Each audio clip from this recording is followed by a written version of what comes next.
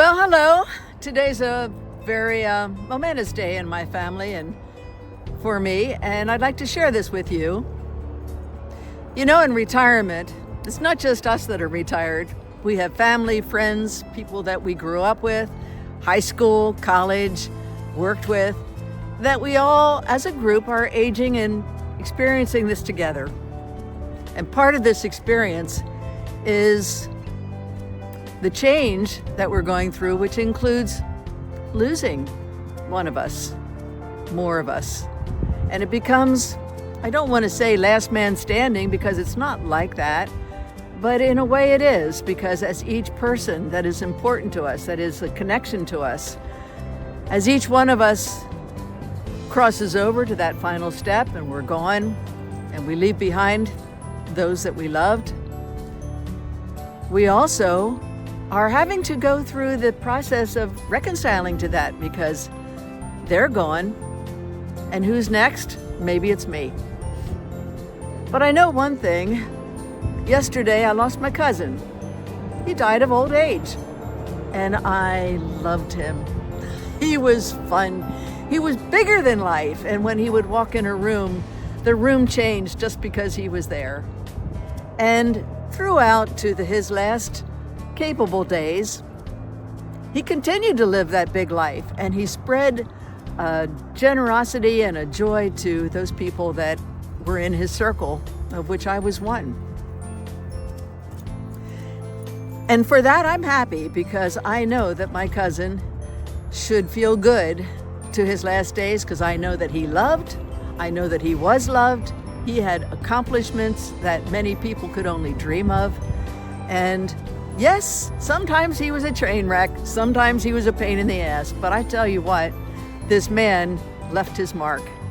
And for that, it makes me think, are you leaving a mark? Am I leaving a mark? What are we leaving behind? Are we somebody who's just going to fade into the background? Somebody who's just going to be a notation in the memories of the people around us? Or are we going to really be that memory that when people think of us, they say, I loved her. I loved Sandy. She was fun. She made a difference, and she is missed. So let's think about that. Let's think about what is in store for us. I don't know. And I don't know when my last breath is going to be, and I don't know how it's going to play out. But I do know that I hope that however it turns out, that people are looking at me and saying, Sandy, it's okay. It's okay. You did your best. It's okay. And you can let go now. And I want the people that love me to be able to let go without regrets, without wondering, did I have any unfinished business with them, or did they have unfinished business with me? Because I don't want that. I want everybody to feel that, yes, it wasn't always perfect. Sandy was a good friend at times, and Sandy was an ass at other times. Oh, yes, we all have had our moments. But in the end, I want to be remembered as somebody who, right or wrong, good or bad, at least had tried her best. And for especially my closest inner circle, I want them to know that I love them.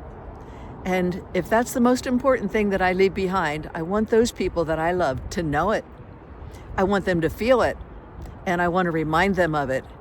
And so if there's something that we can still do, I don't care if we're in a wheelchair, if we're laying flat on our back. There's people out there that are in our life that need to have that reassurance that we are okay, no matter how it turns out, no matter what happens to us, that we're good with them and that we love them. Is there anybody in your life that you could think of that you still have some unfinished business with?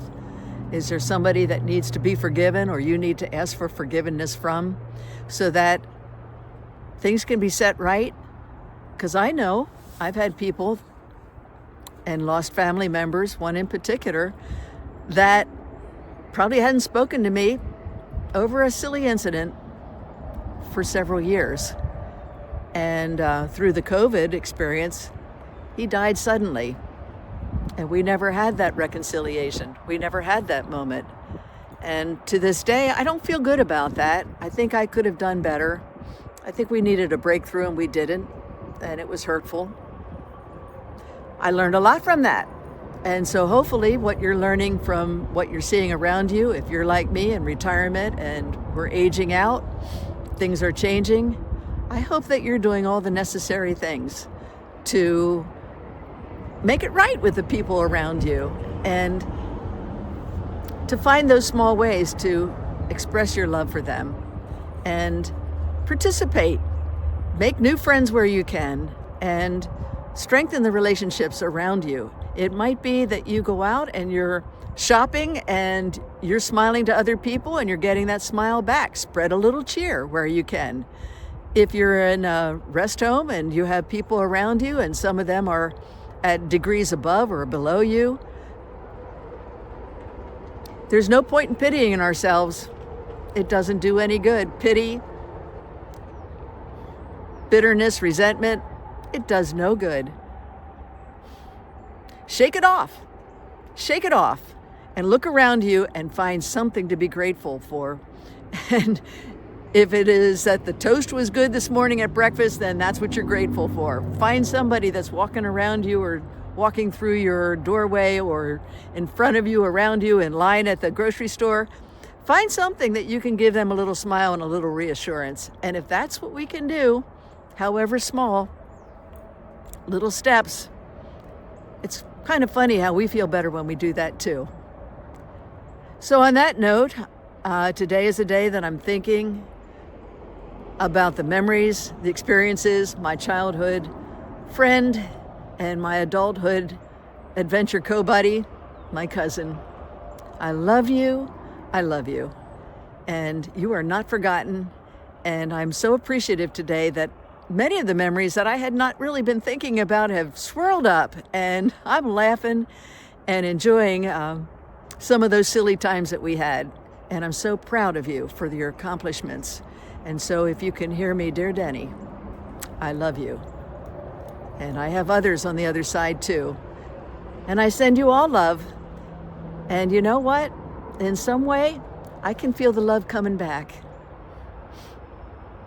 And so to all of you who are with me on this journey, especially in retirement when we're aging out with our friends and things are changing quickly for us in a lot of ways. It's humbling. It's not always what we expected it would be. But I'm grateful for what we have, and I hope that you are too, and can find that moment of peace and satisfaction for where you are and what you're doing. And just let the people around you know how much you love them. Love to you. So no matter what happens, and what I might be thinking about, or worried about, or feeling sad about, reflecting on, guess what? The sun comes up. Another day. And so I find that the best thing for me is to just focus on what I'm grateful for right here. I'm grateful for this Annie. She's been with me through thick and thin since the day she was born in the pasture over 20 years ago. We have ridden miles and miles and miles. I'm so grateful. Thank you, Annie.